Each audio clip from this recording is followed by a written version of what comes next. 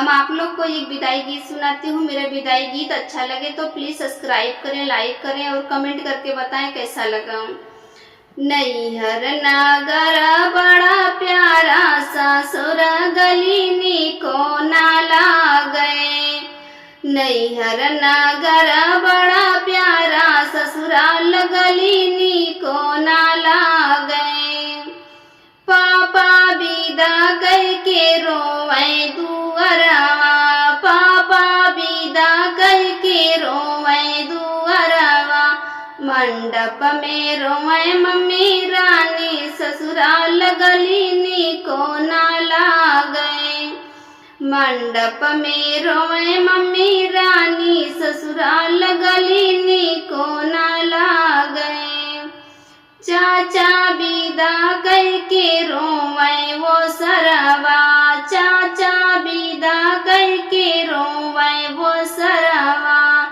अगने में रोवे चाची रानी, ससुराल घरनी को नाला गए। अगने में रोवे चाची रानी, ससुराल घरनी को नाला गए। नैहर नगर बड़ा प्यारा, ससुराल घरनी को नाला गए। नैहर नगर बड़ा प्यारा, ससुराल घरनी को नाला गए। भैया विदा कह के रोवे कोठरिया, भैया विदा कह के रोवे कोठरिया। सजिया पे रोवे भाभी रानी, ससुराल घरनी को नाला गए। सजिया पे रोवे भाभी रानी, ससुराल घरनी को नाला गए। नैहर नगर बड़ा प्यारा, ससुराल घरनी को नाला गए। हम आप लोग को एक कजरी गीत सुनाती हूँ। मेरा कजरी गीत अच्छा लगे तो प्लीज सब्सक्राइब करें, लाइक करें और कमेंट करके बताएं मेरा कजरी गीत कैसा लगा। रोवत जात रही माता सीता, देखत रहे जटायु ना। के करहु तो ही बारी दुलारी, के करे कुल में ब्याही ना। के करहु तो ही बारी दुलारी, के करे कुल में ब्याही ना। अपने हारि के नाम बतावा, दुष्ट से लेत छोड़ाई ना। अपने हारि के नाम बतावा, दुष्ट से लेत छोड़ाई ना।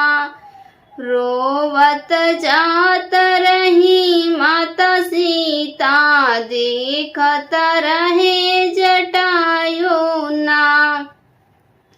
रोवत जात रही माता सीता, देखत रहे जटायु ना।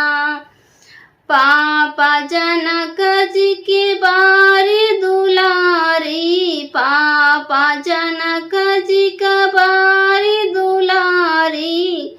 दशरथ कुल में ब्याही राम, अपने हारि के नाम न लेबै, लक्ष्मण के भौजाई ना। अपने हारि के नाम न लेबै, लक्ष्मण के भौजाई ना। रोवत जात रही माता सीता, देखत रहे जटायु ना। रोवत जात रही माता सीता, देखत रहे जटायु ना।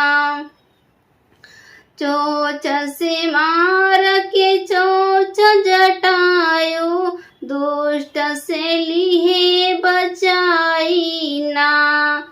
चोच से मार के चोच जटायु, दुष्ट से लिए क्रोधित होई रावण उठ बोला, अग्नि बाढ़ चलाई राम। क्रोधित होई रावण उठी बोला, अग्नि बाण चलाई राम। देखत रहे जटायु राम, रोवत जात रही माता सीता। देखत रहे जटायु राम, रोवत जात रही माता सीता। देखत रहे जटायु राम। मेरा कजरी गीत अच्छा लगा हो तो प्लीज सब्सक्राइब करें, लाइक करें और कमेंट करके बताएं कैसा लगा।